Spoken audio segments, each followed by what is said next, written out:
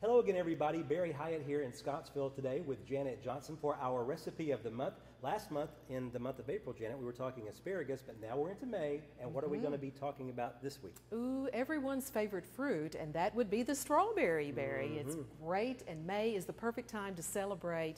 I'm sure in Kentucky and Tennessee, one of the most popular fruits that we have year-round. It's just a wonderful, versatile fruit. I agree. And of course, when actually purchasing strawberries, a lot of people may be used to the winter berry, and those are huge, giant berries that often are devoid of flavor. You know, they're pretty, but yes, they're big, but they're not very flavorful. And now I put some of the ones, I actually purchased those yesterday, Barry, at Denison's Roadside Market, which is a wonderful market on Highway 31E that we share that goes between Nashville and Louisville. And they had what I call those typical garden strawberries. They're a little smaller, but they have a brilliant color and they have great flavor. And that's the ones that you really want to look for. Right. Now, what you do need to look for, of course, when buying those kind of berries is that you don't buy berries that, again, are discolored, that already have blemishes, and you may have to sort through some things, you know, in farmers markets like that.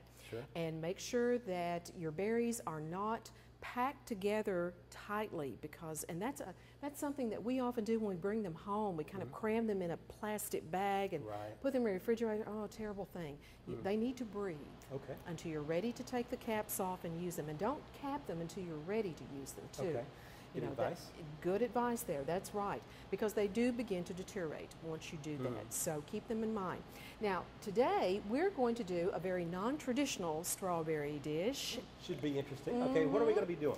Well, we're not going to do a strawberry pie. That's usually what people love, and they are delicious. Or strawberry shortcake. Or strawberry shortcake. We're going to actually do another salsa. Now, if people watch, and they watched your Super Bowl program, they know that we did one of the favorite salsas out of our Plated Up Kentucky Proud project. We also are going to share today another salsa, but totally different. This is a strawberry salsa. Really? And right now, I'm seeing at a lot of restaurants, a lot of our foods magazines, that fruit sauces that are used as an accompaniment to a lot of grilled meats are extremely popular. And they're good for you too. I would think so, yeah. Lots of flavor. So what we're going to do today is to look at creating a salsa that is just really red. We're using, it's very red. yes, we're using strawberries and grape or cherry tomatoes, a salad tomato variety, but you'll want to choose one that is very sweet to complement the strawberry. Right. You know, you could. Well, how do you know that, Janet? I mean, how would you know when you go to the grocery store? That's buying varieties. Okay. You really need to know your varieties, and a grape tomato usually is a sweeter tomato than some of the larger cherries. So buy tomatoes by variety. And you'll also learn that at your farmer's market, because a lot of heirloom tomatoes are very sweet, like your Cherokee purples, etc. So begin to educate yourself beyond just red and yellow, and buy by variety, and you'll know that. But remember, for sauces, you want to choose a firm tomato that has little juice to it. Of course, they all have tomato juice, but but you want to buy one that's going to be firm. A Roma tomato also works well. It's just not as sweet. But it also works. So in the recipe, the proportions are basically 2 cups of chopped strawberries, 2 cups of tomatoes, but I vary that. And I add a little more strawberry. If I want it to be a fruitier salsa, I add, you know, 1 or 2.5 cups of strawberries and drop back on the tomatoes. So really, you vary what you want. Now, I have a good friend who says, oh, I don't want to use the tomatoes. I'm going to use blueberries and substitute and just make it really fruity. And that's okay, you know. But this adds a new dimension to it, and a lot of people, I don't know about tomatoes and strawberries, but really, you're going to really like this. It's very nice. Well, if you haven't tried it, you'll probably be in for a surprise. You're going to be in for a surprise. It's wonderful. Now, you choose, again, another vegetable to complement, and I've chosen green onions, and those are in gardens right now. Lots of people have young green onions. The recipe will call for a bunch, because when people buy them, very often it's a bunch of maybe 6 to 8. But how much onion do you want? That's what you need to ask. Right. So I say put onion that you want, and maybe I do about a half a cup, you know, like that. Sure. Now here's where we mentioned before that you could add other vegetables, and guacamole, if you want to go beyond Tennessee and Kentucky, is a nice complement, especially if we really want to make it more Southwest in terms of origin. Sure. And so try that. If you like guacamole, guacamole begins to absorb some of the flavors too. So it doesn't add as much flavor as the onion, but it's going to be a nice texture contrast too. Okay. Sure. Okay, so we have a little green onion, cherry tomatoes, strawberries, that's it. Sure. And I'm adding an herb. Most of us tend to have some herbs that we have in the garden, and you can't beat cilantro. For many dishes. So I urge you to have a cilantro plant, and again, to taste. Some people love the kick of cilantro. It's powerful because your fresh herbs have much more power than your powders or, again, your dried herbs. So I'm doing about a half a cup, and you just do that to taste. Now, when you buy a bunch of cilantro, remember you can keep it much longer in your refrigerator if you will take your cilantro bunch, get one of the red Solo cups, as Toby Keith would sing about, or any type of plastic cup. Fill that with water and put your cilantro ends down in the water, and then put saran wrap, plastic wrap, a reclosable bag over it, and it will keep fresh for much, much longer. Because it's very perishable, but that will help you with that. So now we have our combination, and again, for the base of our main dish salad that we're making today, we're using a spring green mixture. And lots of young leaf lettuces are currently in the gardens, and they continue to bear for a long time. So a leaf lettuce, a spring mix, even spinach would be wonderful here. So this is a nice marriage that we're going to put together. Now I'll let you help me with the dressing there. This is simply an oil and vinegar dressing. Couldn't get more basic like that. So when we think of our choices of oils and vinegars, let's think of what we could use. Now obviously olive oil is a nice flavor, and in fact our recipe will talk about using, again, a 2-to-1 portion, like a tablespoon of olive oil to 2 tablespoons of what we call the vinegar choice. But you can vary that depending upon proportion of taste. You can use a 1-to-1 or 2-to-1 as we're going to use today. Now what we've done is do a little bit larger, so I'll ask you to just measure out about a tablespoon of olive oil. Notice that canola oil also works well too. You don't want a real strong oil. So if you have an olive oil, make sure that you use the lighter version for a salad dressing. Yeah, well, I'll tell you what, let's put it in here and we'll mix it all together, and then we'll pour it over there then. So let's use a tablespoon of that, and then let's try a couple of tablespoons of the white balsamic vinegar.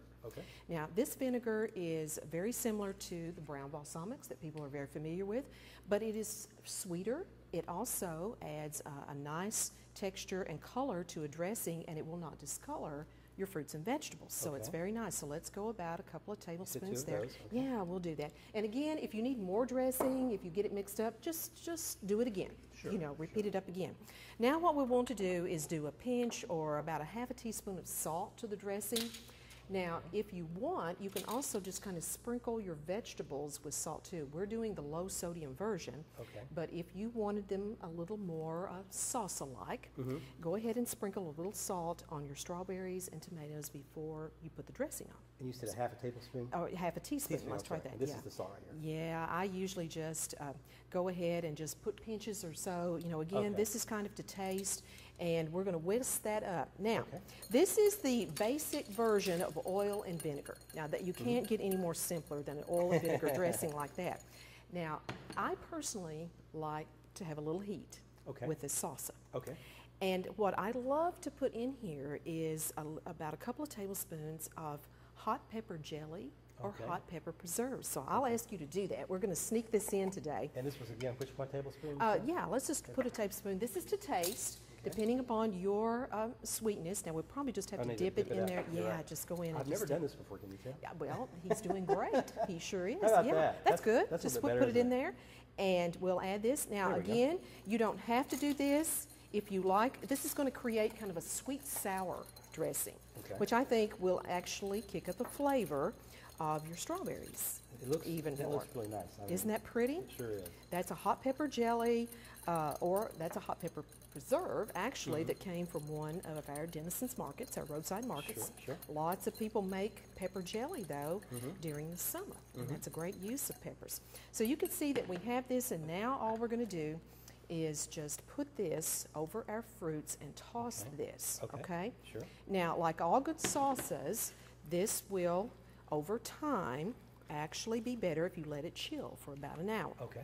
But, of course, with the magic of video today, we're going to plate up the version. But it's a beautiful salad in itself. It So really I is, yeah. call it a salsa, but the reality is it's almost like a fresh fruit salad, you know, in what it is. So what we're going to do, And tell everyone what you have in this plate right here. well, here we have the salad greens that we mentioned before. We have the spring mix, and all I did was put a little bit of grilled chicken. Okay.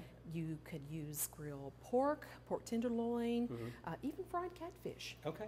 Wow. You know, different contrast in taste and Sure, textures, sure. but it's very good with fried catfish as very well. good. So there too. So what we're simply going to do is just kind of serve that over, and the dressing that we have on the salsa becomes the salad dressing. And we have a great, beautiful, colorful, Yeah. tasty main dish supper. I'll get a shot of that just in a second so everyone can see it Sure, closer. it's It great. looks awesome, yes. But it's a beautiful, as we said, you could serve it as a side if you wanted to do that. If you're at a party, you can also serve this salsa with the mini cinnamon graham crackers Oh, sure. if you really want the sweet to come out, or like we've done today as a condiment for a main dish. Right. There too. And if you want to kick up the Southwest flavor berry, you could also, instead of the balsamic vinegar, use lime juice. Okay. And that will really add to the flavor as well. Do you like that as a variation sometimes? I do. If you really want to kick up the Southwest, play up the hot pepper sauce. If you're doing that, I really like that. Yeah. I really do. Well, it looks awesome. And who would have It's known great. mixing strawberries with vegetables?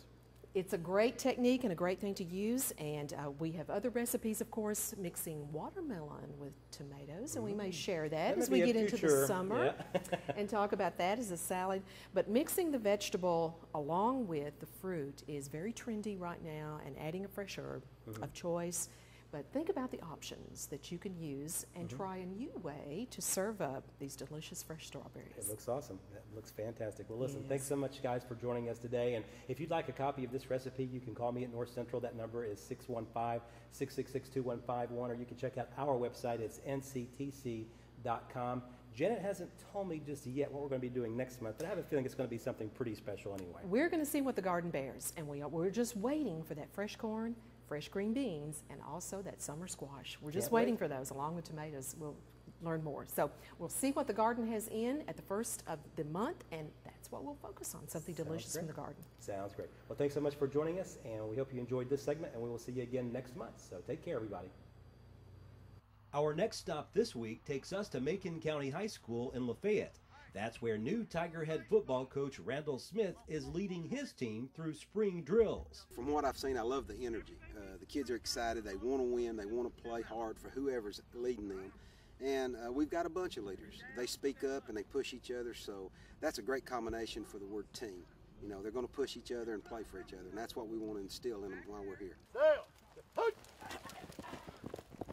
The players say they like getting in as much practice time as possible in the spring, as they hope to improve on last season's 5-6 record. We're hoping to get better. We have to get better every day. That's our goal, is to get better and to win games. We've worked hard all off season, but I think this spring practice, I think us seniors, you know, we know what we're doing.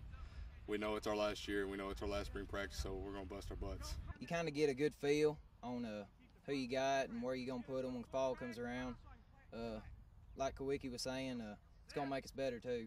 On this day, Coach Smith made the 5-hour trip from Atlanta, where he is still under contract, to lead the Tigers during this practice. His new players say they can already sense his dedication to the program and think the transition is going well. I mean, it's good. He's very interactive. He interacts with his players, and I think he knows what he's doing. And I hope that we win games. That's, of course, like I said earlier, it's our main goal, to win games and go to the state championship. I'm not promising anything, but that is our goal. Well, he's going to get after us. I can done tell that about him. But he's a good coach. He's very interactive, like Wiki was saying. He's going to push us. There ain't no doubt about that. And he's going to make sure we can be the best that we can be. This fall, Tiger fans can expect to see a different look than what they've come to expect over the past 2 seasons. We're based out of the wing tee, but we're going to add a few wrinkles. We'll spread it out and throw the ball a little bit. And as far as the defense, we're getting out of the 50 look and we're going to go to a 40 front, which is an even man front. So we're trying to change it up a little bit, things that we feel that we can do and be very successful at. I'd like to just see camaraderie, you know, them working together, pushing each other, learning the base plays, and just really building on that, because anytime someone new comes in, it's just a matter of terminology and establishing what you want. And if the players jump on board and follow it, you're always going to be successful. Which is what all Tiger fans would love to see. Reporting in Lafayette, Barry Hyatt, NCTV. That's it. Pump them arms and run. Said, hey, turn and go. All right.